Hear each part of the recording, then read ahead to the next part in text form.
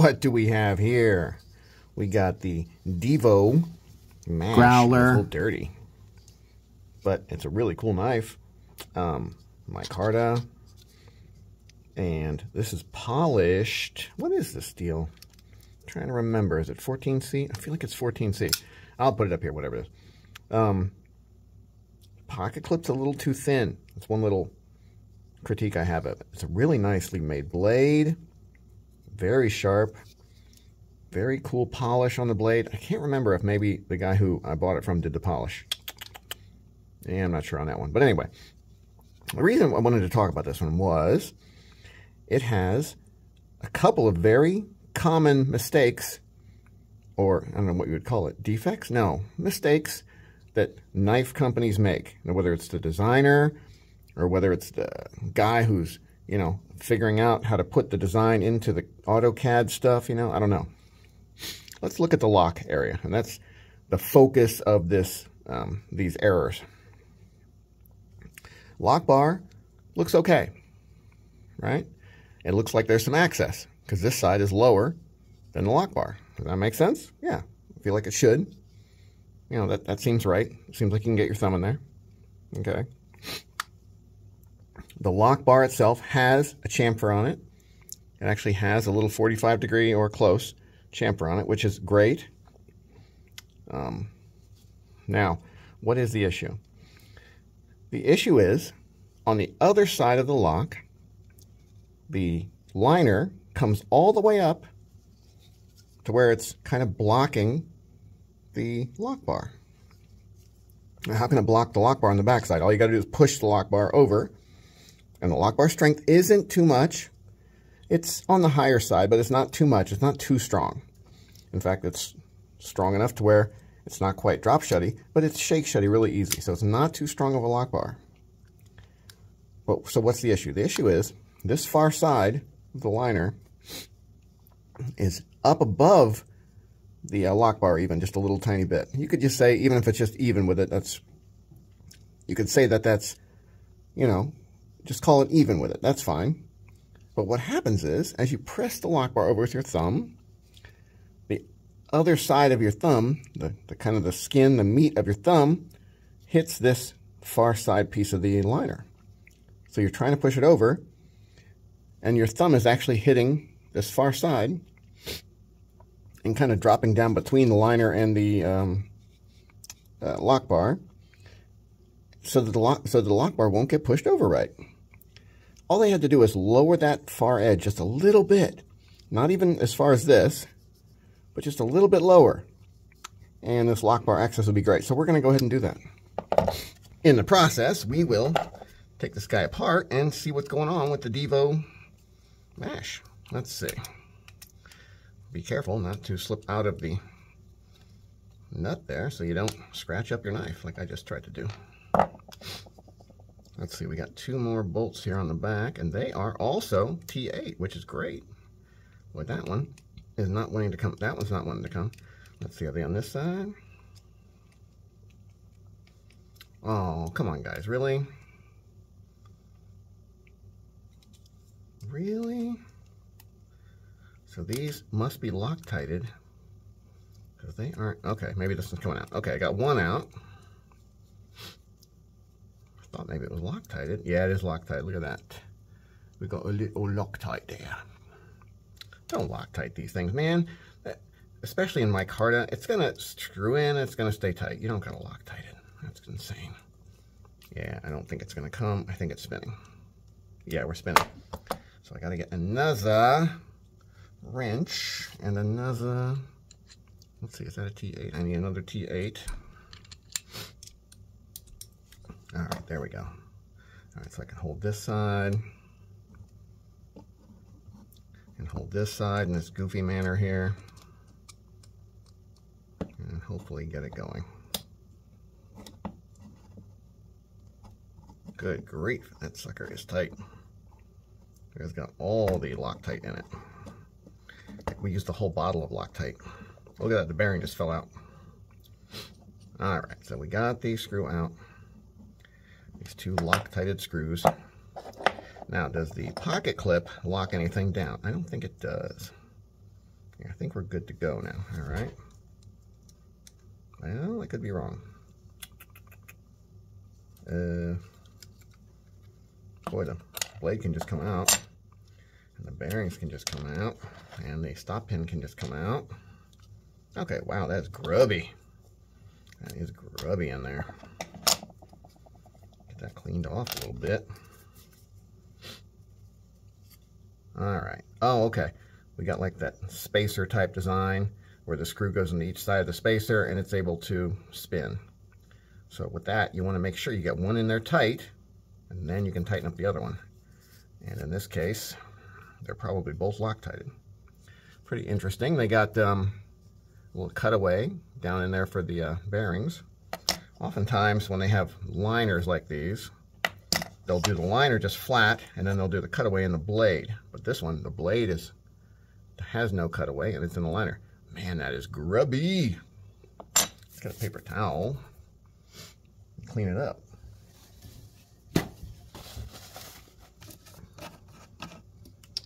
I like to use a little alcohol when I clean stuff up. It seems like it cuts through the grease and grime pretty well. Now you want to make sure you oil stuff after you clean it off with alcohol, because the alcohol steals all the oil off of it, and then you'll have rust issues if you're not using some good stainless or something. Like if you got D2 and you clean it off with alcohol and then you don't oil it, get a little oil put back on it, you could have problems, because man, alcohol will definitely remove any grease that's on there. Oh, that's nice. That's the place where the lock bar hits. It's nicely milled. Maybe a little, you know, some grind lines there that could be a little smoother, but it's not burnt. Sometimes you see them and they're burnt. At least that one is not burnt. Clean off the liners a little bit just so they're clean. Does it matter if there's some dirt in the liners? You know, not really. Man, look how thin that pocket clip is. That sucker is thin, man. That could be replaced. That'd be nice. All right, we get these bearings. They're pretty small. Little tiny ones. Little tiny balls. All right, so what we're going to do is take the liner off this side, and that's going to need to have the clip off too, so that we can cut this bit of the scale down just a little bit so that this access is better. It won't take much, probably a 1/16 of an inch, something like that. So now we got to get the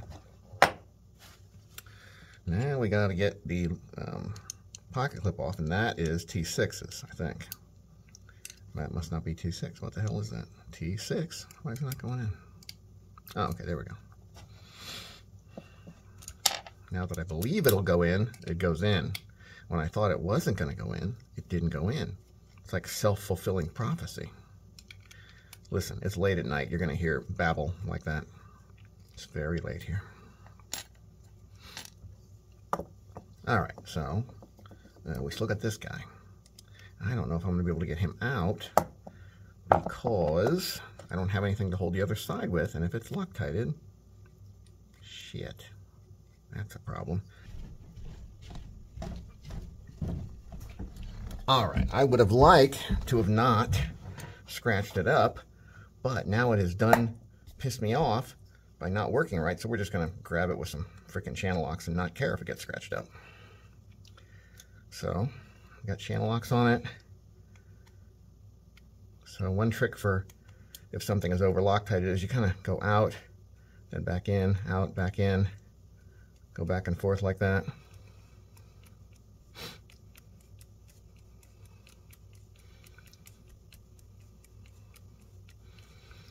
And eventually it'll come out. Oh, it won't eventually come out if I don't hold it tighter because it's actually spinning in the jaws. Okay. Okay, I'm holding tighter now.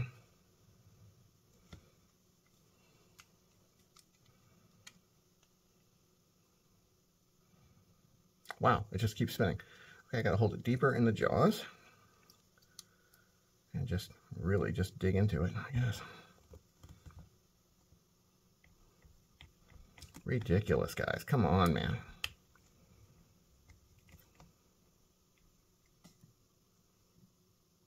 It's still spinning. Okay.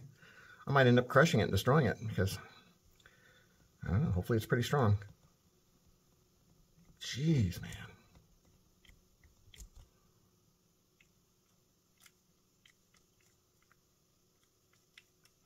Okay, I think it's coming out. Yeah. Good Lord. Let's see how bad I scratched up this fucking spacer here. Looks like not too bad. Don't see any scratches on it. Must be some decent steel. Kind of surprised. Interesting. Okay, well, we got it out. What a pain in the ass. All right, now here's our target. This little bit of kind of sharp micarta right here. And we just want to take it down a little bit. So I'm actually going to mark it with a pencil because it's easy to go too far and take too much material off. I got a pen over here. Will a pen right on micarta? Let's see. Kind of. Let's try it.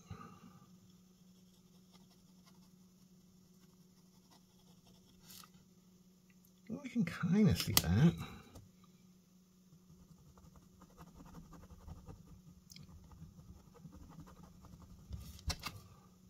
Yeah, I can kind of see that. Can you see that little line right there? Just down a bit. I don't even think I want to go quite that much. So what I'm going to do is get some sandy papery and just hand sand it down so I don't go crazy. I'm not going to try a machine that's going to go crazy on it and take too much. And I'm starting out with, I don't even know what this is, probably like 80 or 90 or 100 or something sandpaper. And we're going to take out, you know, enough to get down where we want to be. Then we're going to hit it with some finer sandpaper to kind of clean it up and not have it look all white and fluffy. It'll look all white and fluffy for a few minutes here while I'm messing with it.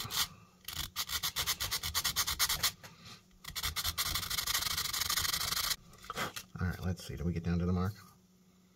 No, not quite, but we're definitely getting down a little bit. Getting close right in the middle. I need to get a little more on the edges.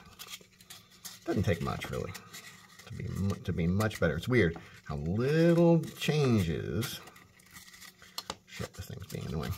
Little changes in the lock bar area can make big differences with how it acts.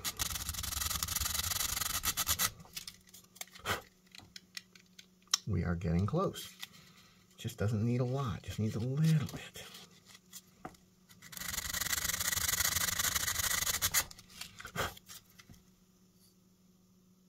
Getting there.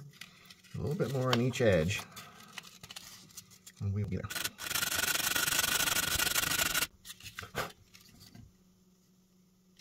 I think we are really close. And also when we clean it up with a little bit finer sandpaper, that's going to sand it a little bit more too. Hardly any really, because fine sandpaper doesn't remove much material, right? So really we're doing all the material removal with this guy. I'm going to go back and forth a little bit with it because that's kind of the way you want it to be, is more this way with the lines, the sanding lines. And this also kind of levels it out. All right. So that is definitely down enough. Okay, now we're going to use some, what is this stuff? Maybe 800? It should say somewhere on it what the hell it is. Well, whatever that sandpaper is, it was from a sanding belt. I'm going to say it was probably 800. So now we're going after it with that.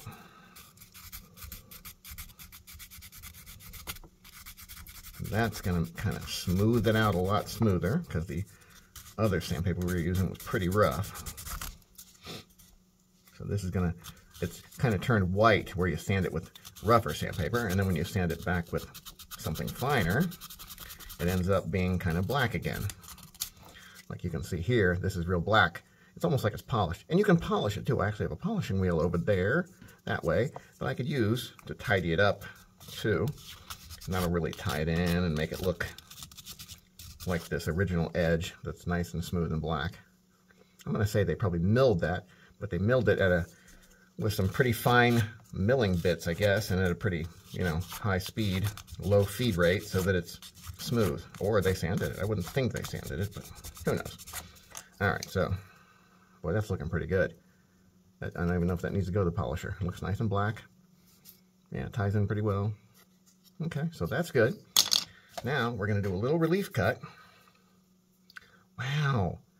I just saw somebody who did a relief cut on one of these, and it was, I think it was a Divo. I think it was the same one because it had this cutaway in the lock bar, and I don't see that very often. I'm going to find out if that's what that was. He was showing me that maybe I shouldn't use my Dremel and a cutting wheel to just cut across here roughly. I should use a round barrel sander type little, what do they call it? Is it called a drum? Little mini drum? Whatever. A little round, you know, cylinder of sandpaper that'll make a nice curved cut instead of just a slice. So we're going to try that. So we'll tighten that guy up. Okay, and then I'm going to turn it on, and I'm going to grind it on this side, and this is the side that will hide inside of the liner. So when it sits like this, you won't see a cut over here because I'm cutting on this side where you won't see it because it's hidden inside this nested liner. So you won't be able to see where I make the relief cut. I'm not going to make a very big one either, but something of one. All right, how do you turn this guy on? There we go. I don't love these attachments because it's vibrating like violently, like a bionic toothbrush. So they're not my favorite. They'll get the job done though.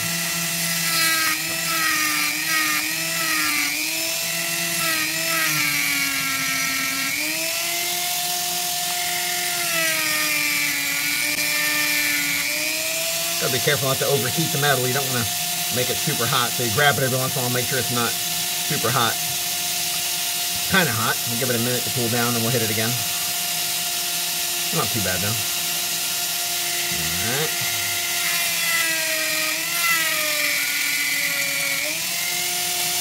I think that's probably enough. Ouch!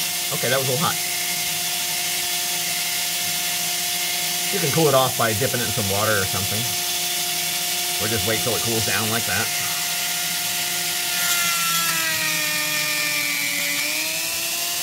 I think that's good enough. Let's look and see what damage we did here. So I think it probably cut, I'm going to say about 15 to 20% of the thickness there. And I don't think I need any more than that. I think I just wanted a little bit more of a bend. I don't think it was bad. Now, do I want to make this area where your thumb hits a little better? Maybe. Not sure if I do. Do I? I usually do that. I usually take that and grind it out a little bit. Yeah, I think I will. Why not? I'd rather have it work. I mean, the fact that it's black, it looks pretty. That's nice. But I'd rather have it work than look pretty. So I'm going to take it and just kind of swoop across.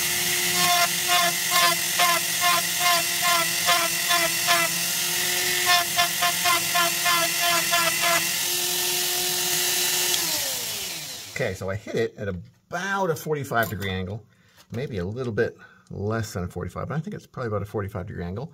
And I brought it to where it almost went over to this edge, or pretty much did go over to that edge.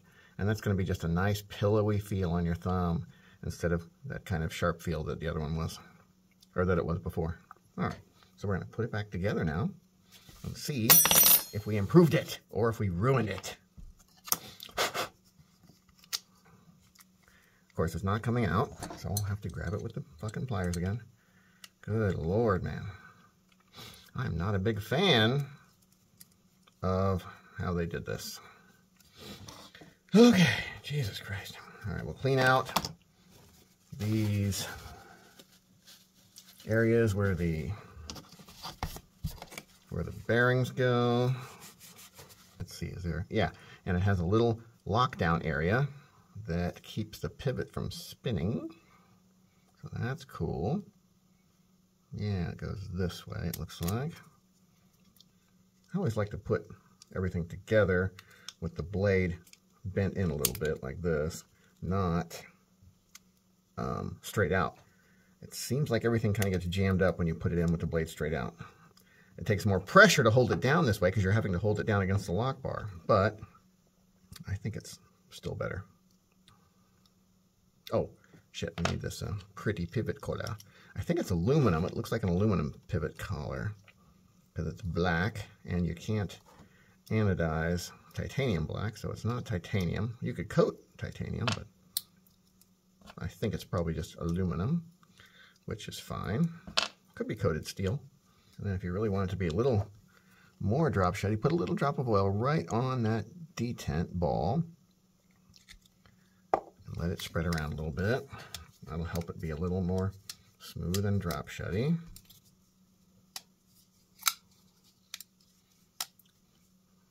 Centering is pretty good.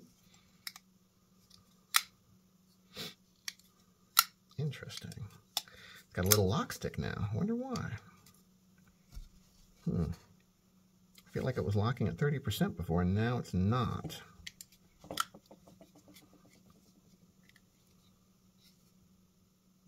I feel like it's a real light lockup now. I don't know why. Let's leave it there, tighten everything down, see what we get.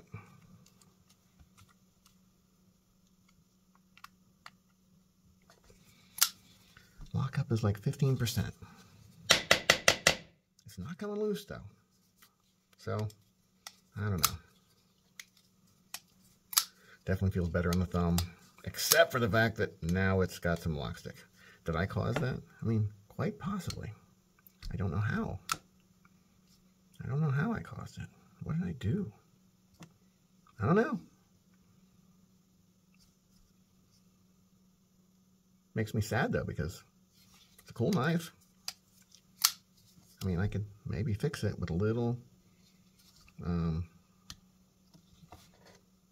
grinding on that lock bar, but man, that's dangerous.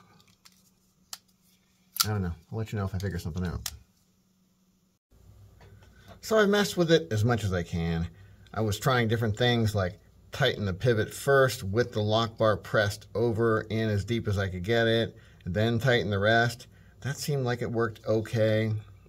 I don't know. It didn't seem like there was any particular thing that worked way better than something else. So it's got, no, maybe the lock stick is gone. So I think that helped with the lock stick. Whatever the lock stick was caused by, that has helped with that. The lockup is a little better also. I think it's close to 30% now. I'm going to say it's 25 to 30, something like that. Okay, so I don't know. It's definitely not coming loose. If you slow roll it,